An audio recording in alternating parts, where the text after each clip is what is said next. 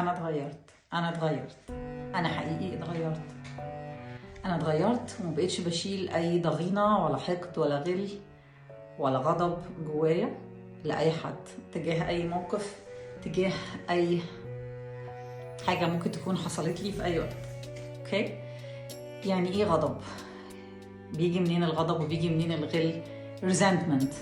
اوكي، I stopped taking it عشان اتغيرت، وبطلت عشان اتغير كمان. الغل والغضب يجوا من تكرار المواقف اللي فيها احساس باهانه، احساس باحباط، احساس بعدم انصاف، كذا مره كذا مره كذا مره وما بنعبرش عنها، بتوصلنا في الاخر ان احنا بنفضل محملين نفسنا ونحط في قلبنا مشاعر سلبيه احنا في غنى عنها تماما. اوكي، القلب بتاعنا احلى حاجه فينا، احلى حاجه عندنا قلبنا. لما القلب بيكون صافي كل حاجه تانية بتبقى كويسه وحلوه. لما القلب بيكون صالح كل حاجه تانية في حياتنا وفي جسمنا وفي حياتنا كلها بتكون صالحه وكويسه. الغضب والضغينه والاحباط والذل وعدم الاحساس بالانصاف، كل ده بيؤدي في الاخر ان احنا نحس ان احنا حاسين بانكسار، حاسين بان احنا بنلعب دور ضحيه، حاسين ان احنا حاجات كتير قوي جايه علينا. انا اتغيرت وقررت ان كل ده انا مش محتاجاه في حياتي، كل ده انا لازم اتخلص منه فورا. ليه اتخلص منه فورا؟ لانه بيسبب لي ضغط نفسي وضغط عصبي، وده هيؤدي الى امراض كتير جدا ممكن تجيلي وتحصل لي، وده انا في غنى عنه ومش محتاجاه. بطلت احزن وبطلت اخزن المشاعر بتاعت الغضب، وعرفت ان انا اتفاعل معاها. ازاي؟ اوكي، ازاي اتغيرت؟ خطوات.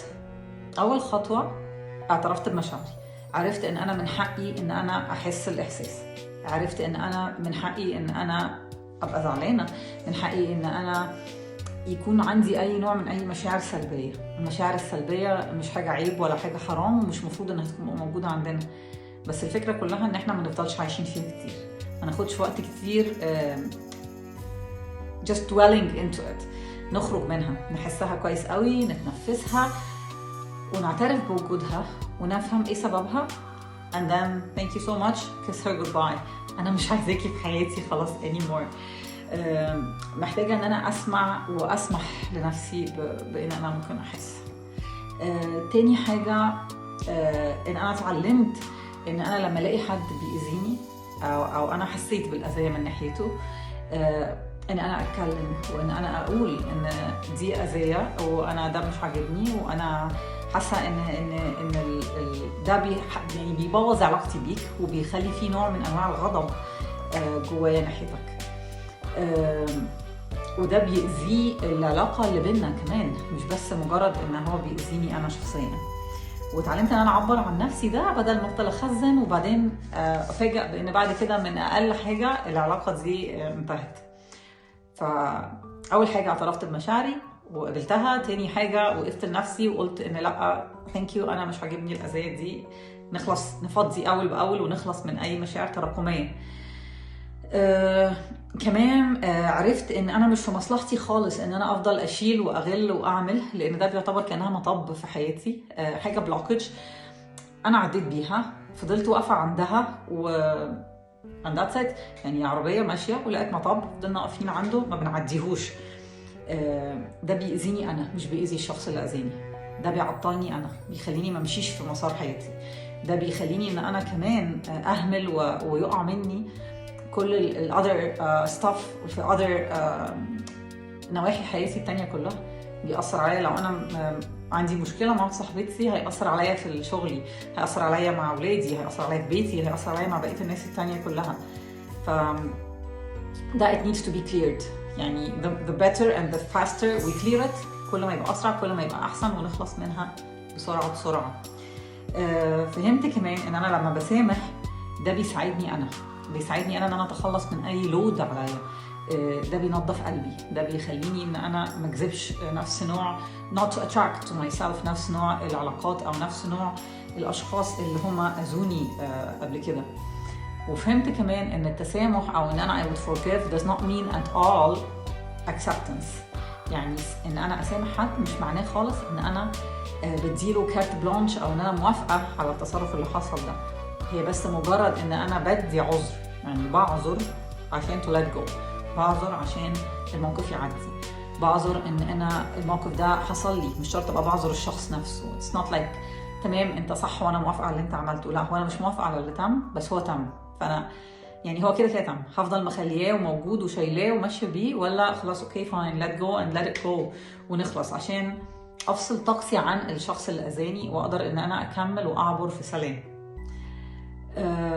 اخر حاجه في الحته دي كمان كانت ان انا كل ما هشيل الحاجات اللي هي زي الغضب والالم ده بيخليني اتخلص من دور الضحيه، بيخليني ان انا احس ان لا انا ان كنترول، انا قادره اسيطر، مش ان الشخص التاني هو اللي سيطر عليا واتحكم في مشاعري ومشاعر الغضب دي لبستني and that's it.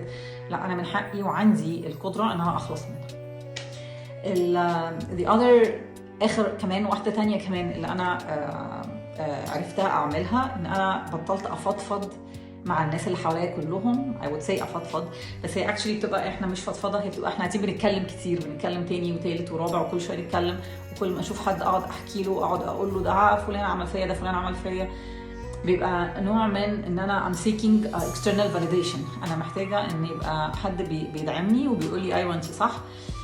عايزه موافقه ضمنيه على ان انا اخد حقي، مش شرط اخد حقي ان انا بروح اتخانق مع الشخص ده، بس اخد حقي بان انا اعترف حتى لنفسي واسمح لنفسي ان انا ده حقي وان ده غلط واللي تعمل فيا ده مش اوكي، انا مش موافقه على اللي تعمل مثلا او على اللي فيها اذيه. فبطلت اتكلم مع الناس على اللي حصل فيا مع بقيه الناس التانية، اتكلم مع الشخص نفسه احسن، لان كمان ده بيوفر طاقتي اوكي، وما بيخلينيش ان انا I get drained، ومش كمان بيشحن المشكله نفسها. يعني the more we talk about things the more we're giving it from يعني we're filling it up. يعني مش المفروض ان انا اديها الوقود اللي يخليها تفضل منتعشه وعايشه تاني، مش المفروض ان احنا نفضل نقعد نشحنها عشان هي بترجع عليا تاني، لان هي مشاعر سلبيه، وانا the more ان انا هديها the more ان هي هتفضل تزيد، وده بيأذيني اكتر. فانا اتغيرت وتعلمت ان انا ازود شويه احساس واكشن بتاع التعاطف، الامباثي. فعلت شويه الامباثي وبقيت بحاول اشوف ازاي الشخص التاني لو انا من his shoes اوكي، لو تبادلنا الادوار هو كان حاسس بايه وهو كان بيفكر في ايه في الوقت اللي هو عمل فيها الحركه اللي هو عملها دي. ده هيخليني شويه ابتدي، مش ان هو تمام اوكي وانا متعاطفه معاه وحرام مسكين، لا it's more about ان اكيد هو عنده حاجه، he has an issue it's not about me، يعني عنده حاجه تانية هي اللي خليته يعمل الحكايه دي. فده بشكل ما بيخليني ان انا اقدر اسامح وامشي الامور وما افضلش انا شايلاها ان هي كضغينه جوايا. وكمان بيزود فكره احسان الظن، يبقى في حسن ظن عندي ان اكيد الشخص ده ميبي 90% يعني مش هيبقى قاصد يعمل حاجه وحشه فيا، لان ليه يعني maybe it's not meant خالص. فده it would just let things go، وابقى مفترضه ان هو يعني مش متعمد اذيت، يعني هو ليه هيأذيني. فلما انا بتعاطف بحط نفسي مكانه، طب ما انا بعمل نفس الحاجات ساعتها، انا ممكن اعمل نفس الموقف في حد تاني، ممكن مش شرط نفسه هو بس انا ممكن ابقى باذي حد بطريقه انا مش واخده بالي او انا مش عارفه ان دي اذيه. ف it's like just empathy.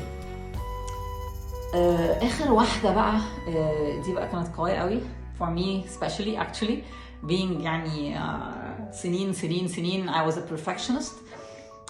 بدأت أفكر فيها بزاوية مختلفة، إن الكمال لله وحده، بمعنى إن ما ينفعش أفضل أطلب الكمال من الناس وأنا أصلا مش كاملة، يعني هو ربنا بس لوحده. يعني perfectionism is not يعني أي حاجة غير إن هي مجرد it's just an illusion أوكي. فبدأت إن أنا أتقبل فكرة إن حتى الناس اللي بيحبوني ممكن يأذوني هم مش متعمدين، ممكن ساعات يحصل مواقف يضايقوني فيها، وانا ممكن اضايق ناس بحبهم. واتقبل كمان الفكره بتاعت ان ممكن يكون في ناس تانية بيتخشوا في حياتي ويخرجوا من حياتي وهم مش عارفين اصلا احتياجاتي ولا ايه اللي بيضايقني ولا ايه اللي بيزعلني ولا ايه اللي حصل اصلا ولا في بالهم ده.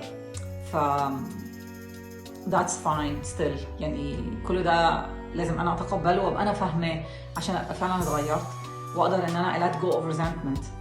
ابقى فهمت ان انا ضمنيا بسمح للناس ان هي تغلط زي ما بسمح لنفسي اني اغلط، مش حاطه نفسي مقلهاها in a way وان انا اله ما بيغلطش وان الناس ما ينفعش تغلط وازاي يعملوا فيا كده. فلو تخلصت من الفكره دي نفسها ده لب الموضوع بان انا I can start بقى letting go of the موقف، letting go of تصرفاتهم، letting go of whatever اللي حصل، بس نعديه ونخلصه لان هو حقيقي مش واقعي خالص ان الناس كلها هتقدر تفضل طول الوقت بتعمل تصرفات هي ترضيني انا بس. وكان عليا كمان قوي ان انا اتقبل فكره ان الناس التانية من حقهم ان هم يعملوا شويه اختيارات. ممكن الاختيارات دي متبقاش على مزاجي، ممكن تبقى على مزاجهم هم، ومش شرط ان هم يبقوا بالطريقه دي قاصدين ان هم يدوسوا عليا او يخبطوني. هم مش واخدين بالهم من دي اصلا it's their choices their life، ملهاش علاقه بيا انا خالص. انا اتغيرت لما قررت ان انا عايزه اصفي قلبي. اتغيرت لما قررت ان انا خلاص no more، مش عايزه افضل ماشيه شايله ضغينه، مش عايزه افضل تعبانه شايله باجج مش بتاعتي، لان الغضب بيجي لما انا بسمح له يجي. بمعنى ان انا ممكن اتضايق من موقف، الموقف هو ممكن ما يضايقش حد تاني خالص ولا يأثر فيه. ف at the end of the day اللي اتعلمته لما اتغيرت عشان اتعلمته ان هو قرار. انا لو حد ضايقني او حد عمل حاجه تضايقني انا اللي هقرر اذا كانت الحاجه دي تضايقني فعلا ولا لا، هسمح لها تضايقني ولا لا. حتى لو هي تضايق انا اللي هقرر، انا اللي متحكمه في حياتي. عشان كده قررت ان انا اتخلص من all the baggage القديمه. قررت ان انا I'm not going to let the resentment accumulate عندي، وقررت ان انا انضف واشيل كل الغضب والحزن والمشاعر اللي هي ملهاش لازمه في حياتي. عشان كده انا اتغيرت.